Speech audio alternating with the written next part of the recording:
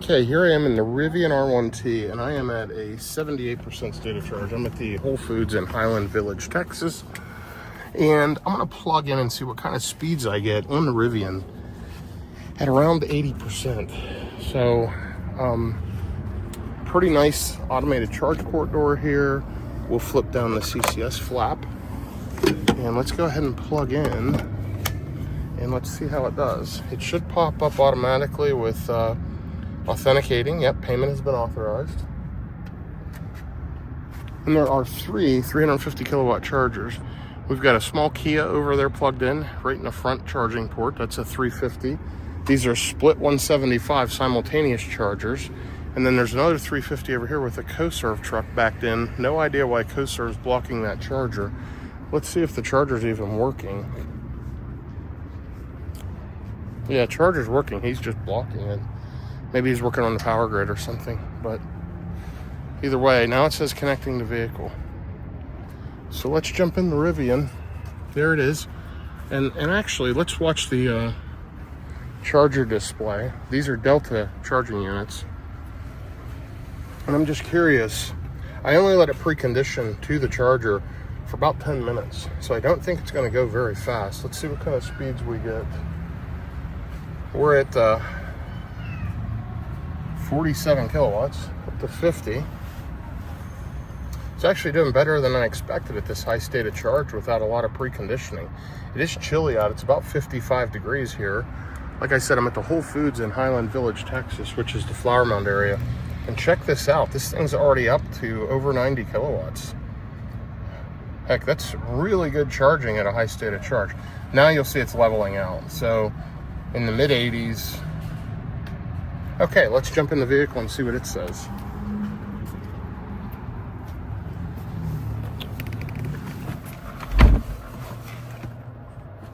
Okay, flip over to the charging screen, and we want to see kilowatts. And there we go. So it is ping-ponging around a little bit, but sitting around 80 kilowatts at this high state of charge. Not terrible. Again, it's 54 degrees, not perfect temperature. Didn't have a lot of time to precondition, but I'm just charging because I had to run an errand and come to Whole Foods anyway. And actually, my wife's in there taking care of a few things and got to pick a few things up. So why not plug in and let it charge for a little bit before we go home? I usually let this sit at about an 85% state of charge. This is her daily driver. Some days she uses all that up, some days she doesn't. But there's days that she runs so many miles that she has to stop and plug in at a charger, like a Tesla supercharger or whatever. So I always try to keep it topped up for her. We do have charging at home. Sometimes she forgets to plug it in. It happens. Either way, though, I keep this thing pretty well filled up for her, and I plug it in anytime I can think about it. And we have a total of 3 EVSEs and 2 NEMA 1450s, so we can charge a total of 5 vehicles with our current setup.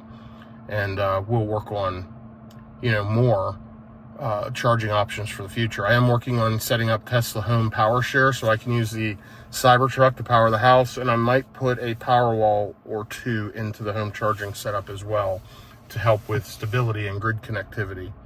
But all in all, this thing is charging as expected here. It's going to drop around 50 kilowatts at 80%, which is fine. I'm going to leave it sit and charge. Hey, these are just real world charging and traveling videos in an EV. Do me a favor, if you've enjoyed the content, like, subscribe, shoot me a comment, give me some feedback, and I will try to give you another update here before I depart in the next 10 minutes. So thanks again, everyone. Have a great day.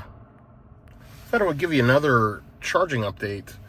I've been sitting here 7 minutes. It's pulled in 7 kilowatt hours of energy. Not too bad.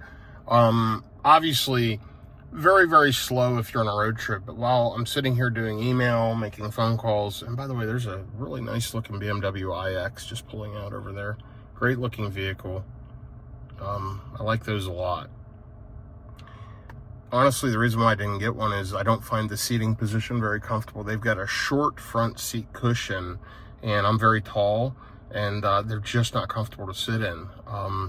It's a very flat, short seat cushion in the front row seats, so just not an option for me as far as comfort goes. But great vehicle, smooth, quiet, comfortable, pretty efficient. Anyway, this thing's still ripping along pretty good at, 83%, pulling 58 kilowatts. Not going to complain about that. I'm going to let it sit here and top up for a bit while she's doing what she needs to do inside of the Whole Foods over here. Still only have me charging along with this Kia and then this Co-Serve truck sitting over here. And again, not sure if he's working on the equipment right next to that or what's going on. But he is blocking a charging stall, which isn't ideal, but they may know what they're doing there. So anyway, 8 minutes in, 8.4 kilowatts, 58 kilowatts going into the battery. 8.4 kilowatt hours loaded in. So yeah, pretty darn good, even at a high state of charge. Rivian, I think, does a good job charging. I know they have some thermal issues in the summer, and I've experienced that. On a long road trip, the battery will tend to overheat, and it'll slow down charging. But if you just charger hop, and you're not pulling a trailer or pulling anything heavy, this thing's a phenomenal road tripper. You can go back and look at some of my road trip videos with the Rivian. I think it does a great job, especially now that the Tesla charging network's open. This thing's a great road tripper. Absolutely love the Rivian R1T. No plans to get rid of this thing at all. Had it for about 2.5 years. Let's see where we're at on miles on this thing. Oh, actually, I'm sorry. I can go under here, and I can look at trip B, which I've never reset. There you go, 27,491 miles. So about 27,500 miles, 2.5 years. This is my wife's daily driver, so it doesn't get a absolute ton of miles. You'll see it's heated this motor up, attempting to heat the battery up for charging. That's why you're seeing that one motor up to 298 degrees. Check that out. Wild. And I'm sure the battery temp's pretty hot too, probably around 120 degrees. It won't show that until I unplug. But yeah, the Rivian is just ripping along here with charging. I hit energy right there. Oh, I still didn't hit it. There we go. Yep, all right, so session summary. 10 minutes, 10 kilowatt hours of energy has gone into the battery. Pretty darn good.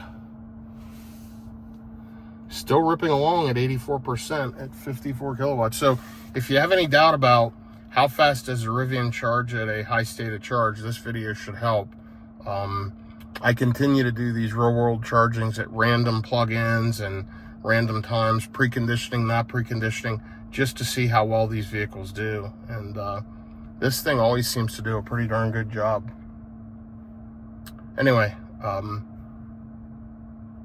I will be wrapping this up. This is kind of the end of this video. I'm up to 85%. I'm gonna unplug here in just a minute and get out of Whole Foods. Thank you all for following along again, and have a great day, everyone.